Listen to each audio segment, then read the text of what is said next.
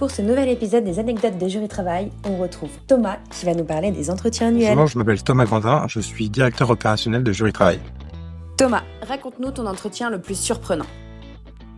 Un des entretiens qui a été les plus surprenants était avec un collaborateur où moi j'avais préparé plutôt une approche pour l'accompagner dans son amélioration car il n'avait pas atteint les objectifs attendus. Mais lui, quand il y est arrivé, avait plutôt une impression d'avoir été très fort puisqu'il avait créé beaucoup de relations avec les gens, mais pas forcément atteint ses objectifs. Ils ont plus pensé avoir plutôt une promotion. Donc là, on a eu un entretien un peu compliqué pour essayer de l'accompagner vers la compréhension de ce qu'étaient vraiment les attendus et de comment est-ce qu'il pouvait progresser et d'intégrer le fait que les objectifs étaient ceux qu'on lui avait communiqués, pas ceux qu'il se donnait à lui-même. Gérer les attentes et les retours pendant ces entretiens, c'est parfois pas évident. Tu fais comment toi ?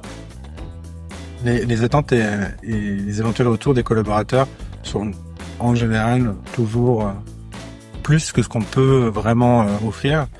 Et c'est pour ça que c'est important de vraiment comprendre les intentions, les besoins sous-jacents pour, en cas de demande qui paraît compliquée à réaliser, de comprendre pourquoi la personne demande ça et puis pouvoir proposer, pas forcément directement pendant l'entretien, mais peut-être dans un deuxième temps, des alternatives qui répondent aux vrais besoins sous-jacents, même si c'est pas exactement la demande qu'a évoqué le collaborateur dans le premier temps. Et Thomas, tu réagis comment quand un collaborateur se montre très critique envers toi ou l'entreprise ? Pour certains collaborateurs, l'entretien annuel est un moment assez fort, émotionnellement parlant, et c'est aussi le moment où on peut partager aussi ses frustrations.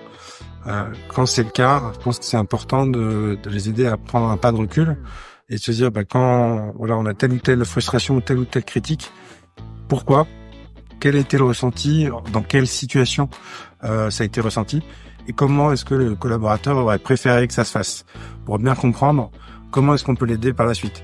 Si la personne est trop frustrée ou trop tendue, je pense qu'il faut pas hésiter à replanifier un autre entretien et dire ok, on va en reparler, réfléchis-y et ensuite une autre date pour que la tension redescende et qu'on puisse parler de façon constructive et pouvoir avancer sur le sujet. Et pour finir, tu veux bien nous donner tes tips pour réussir ces entretiens ?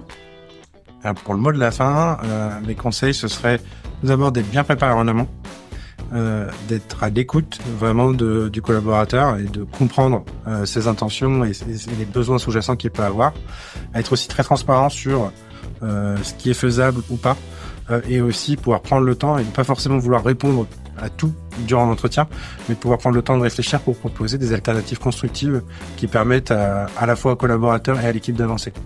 Merci Thomas.